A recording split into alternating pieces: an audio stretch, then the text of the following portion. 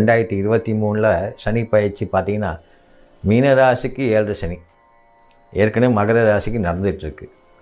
கும்ப ராசிக்கு ஜென்ம சனி, இப்போ கடக ராசிக்கு அஷ்டம சனி. அது மாதிரி ஒரு சில ராசிகளுக்கெல்லாம் சரியான இடத்துல சனி பகவான் இல்லாதனால சில தீய பலன்கள், சில முன்னேற்றங்கள், தடை இதெல்லாம் கண்டிப்பாக கொடுக்கும். இதுக்கு பரிகாரமாக திருநள்ளாறு போயிட்டு வாங்கன்னு சொல்கிறது சாஸ்திரப்படி உண்மையானது. ஆனால் சில ராசிக்காரர்களுக்கு போகக்கூடாது. அதே போல் இந்த சனி பகவானை போய் வணங்கிட்டு வர்றது, மற்ற கோயிலில் போய் வணங்கிட்டு வர்றதும் ரொம்ப நல்லது. ஆஞ்சநேயர் வழிபாடு பண்ணுறது நல்லது, துர்கா தேவிக்கு பூஜை பண்ணுறது நல்லது, பெருமாளை போய் தரிசனம் பண்ணுறது நல்லது.